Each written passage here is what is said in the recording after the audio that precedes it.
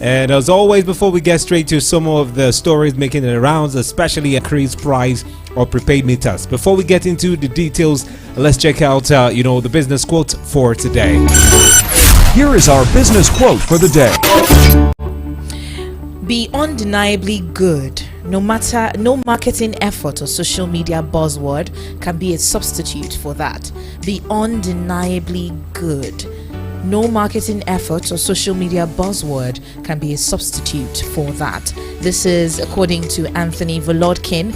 He's the founder of the Hype Machine, and he says be so good that no marketing effort or social media buzzword can ever substitute just how good you are at whatever it is that you're doing. So I think this is very self-explanatory. You know that with every business there are certain skill sets that are needed for those businesses to thrive. Make sure that in those skill sets you have the best, the most updated one in your portfolio. That's pretty much what we're talking about. Be so good at whatever it is that you're doing that no one can deny just how good you are. And of course, talking about the social media buzz, it will just be a jara, according to my Yoruba people, to what you already do. And now let's get straight to the business stories for today, and let's talk about the value of the naira. As reported this morning, saying naira loses 69% of its value against dollar since FX reforms. Now, the naira has depreciated against the US dollar by 69.47% under the current administration led by President Bola Ahmed Tinubu, amid the implementation of foreign exchange reforms. And data collected from the FMDQ Securities Exchange revealed that naira has weakened to about 1,537 naira 96 kobo to a dollar, currently from 469 naira 50 kobo to a dollar as of June 8, 2023, before the unification of the FX market. And right now the pressure on the FX market climaxed on Friday as the naira fell to an all-time low of 1,537 naira 96 kobo per $1 at the official market, and it seems to remain weaker this week despite the CBN interventions in the market. So the naira still having its fall against the dollar, and of course, despite all the policies being put by the CBN, we're still hoping that these interventions will actually help resuscitate the naira to the dollar. We had a guest earlier on Front Page Review, and Ebuka was talking about the fact that your currency strengthens or weakens based on what is happening in your economy. So you can't just wish or pray the naira to grow. There has to be very, very intentional steps you're taking towards the growth of the naira, or the naira growing over the dollar. At this point in time, what are those steps that we're doing to ensure that the naira gains over the dollar? Is it enough? Is it what we need, or do we need to switch up our policy? What exactly is the economy saying? And this is something that the economists and the business experts will be best to explain to Nigerians or tell Nigerians, but we don't seem to see that happening. We know that the office of the VP is that one that sort of handles the economy, quote unquote. What have we seen the VP do in absence of the president, while the president is at Addis Ababa, Ethiopia, right? What are we seeing the vice president doing in this regard? Hopefully we get to see the naira gain over the dollar, because we know what is costing it at the moment. And away from naira value, let's move on to more stories right here. All right, from customs, it says 15 trucks of smuggled foods intercepted in Sokoto. 15 trucks of smuggled foods intercepted in Sokoto, says customs. Now, the Nigeria Customs Service on Sunday declared that it had intercepted 15 trailers that were fully loaded with food items and were heading out of the country through the Sokoto state border. Now, it said the trailers were stopped and the food items were returned to Nigeria, adding that this was part of measures to stabilize the prices of food items across the country in line with the mandate of the federal government. Now, on Friday, newsmen had reported that the federal government had set up a committee comprising of the NSA, that's the National Security Advisor. We had the DG of DSS, we had the IGP as well, and they were directed to clamp down on traders that are hoarding grains. The report also stated that government had ruled out the importation of food as part of their strategies to address the high cost of foodstuff and all that. Now, it stated that this formed part of the resolution that was reached at the Tinubu's emergency meeting. And then when newsmen tried to contact, the National Public Relations Officer of Customs, right, it was said that some items were brought back to Sokoto, but he doesn't have all the details of the grains or the food items in question. These are some of the areas that are being worked on to avert such movement of food items out of the country.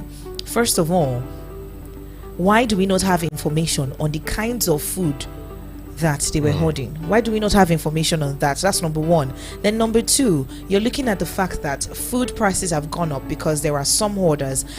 We've identified that is part of the problem. But is that the main problem, Simeon? Is that the main problem with our agricultural sector? We're having insecurity here and there. People can no longer go to their farms for fear of the farmers' herders clashes here and there.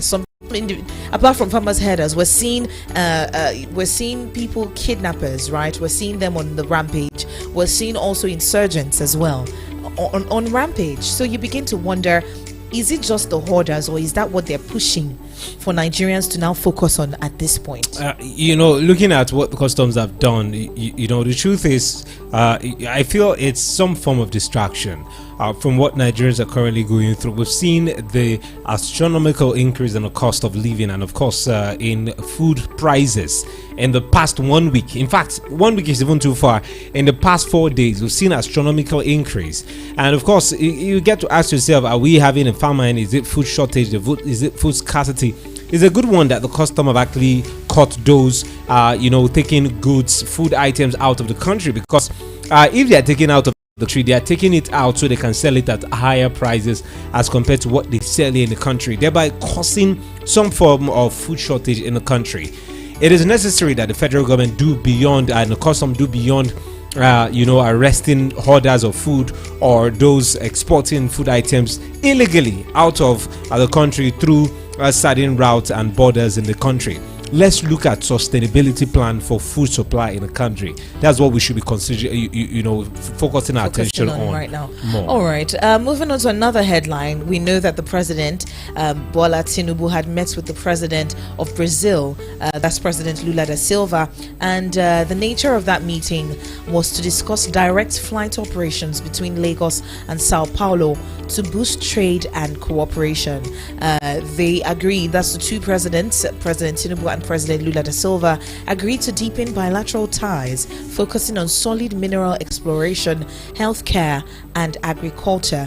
And they plan Tinubu's state visit to Brazil, and both nations, with relations dating back to 1960s, aim to revive the trade after an 84% decline. And the president had highlighted Nigeria's economic potential and commitment to progress. Well, we need all the bilateral trade relations, as many as possible, to help us out of the economic quagmire that we're in at this point. As much as they're discussing direct flight from Lagos to Sao Paulo, currently, according to information I could gather, direct flight from Nigeria to Sao Paulo is in Ibadan, not Lagos itself. So it's a good one that the president is discussing that. But at the end of the day, you get to ask yourself, if they are flying, remember that they are going to go navigate through Niger because they block airspace. They cannot even go through. So the point is, while you are negotiating new routes, new travel route for Nigerians, discuss how we can actually avert the one we already have that is even close to us, that they've blocked us. Airfare is now out of the country so expensive, just because of the rerouting of flight away from the Niger airspace. So let's consider one first. Let's talk to our brothers how they can open their airspace, and let's reduce the cost of airfare for Nigerians, basically. All right, we're moving on to another headline here. It says Jigawa to convert Dutse Airport to cargo airport. All right, Jigawa is set to convert Dutse Airport to cargo airport. Now, the Jigawa State Governor, Alhaji Umar Namadi, has revealed plans to convert Dutse Airport to cargo airport as part of efforts to open the state to international business. Now, Namadi, who spoke in Dutse, explained that arrangements are on top gear to expose the potential of Megateri livestock market to the outside world. Now, a statement by the SSA to the governor on media affairs, Hajia Zainab Ringim, quoted the governor as saying that the state government was in talks with foreign investors to upgrade the livestock market, as it is. Now, Megateri market is a huge market when it comes to livestock. As a government, we're trying to improve the market, and part of our plan is to rebuild the market. And when we rebuild it, we'll give specific attention to livestock. Now, the governor also disclosed that they're only trying to develop that market. They also want to take it beyond the shores of Nigeria and look at innovations from some of the governors that we're seeing.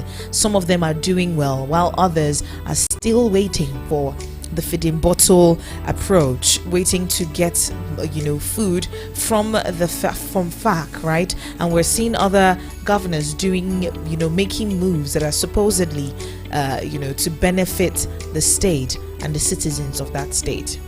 Okay, let's move on and let's talk about the NERC that have now moved to increase price of prepaid meters. The Nigerian Electricity Regulatory Commission is considering increasing the price of prepaid meters once again, and this consideration comes in response to the escalating production costs faced by meter manufacturers, according to sources familiar with the matter who spoke to reporters. And it was also gathered that the regulator may even go further than price increase and just allow market forces to determine the cost of meters. Currently, meter prices are determined by the regulator. So if we allow cost of market to determine the cost of meter, and Nigerians might be buying a meter might now worth just a Tokumboka or a Nigerian used car in the country, because right now they are even considering increasing the price because of several factors of production. Well, at this point, we're hoping that things get better. The individuals that we have elected into different positions are set to do their jobs.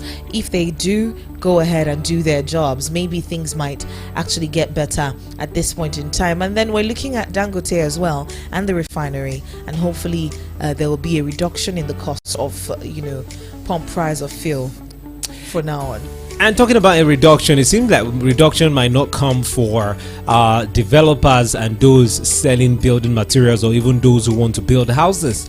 As cement price, the cost of building materials has now forced developers to abandon projects nationwide. And just recently we saw, I think it was Cetraco. I remember when Yeson Wike was going through some of the project during the FCT.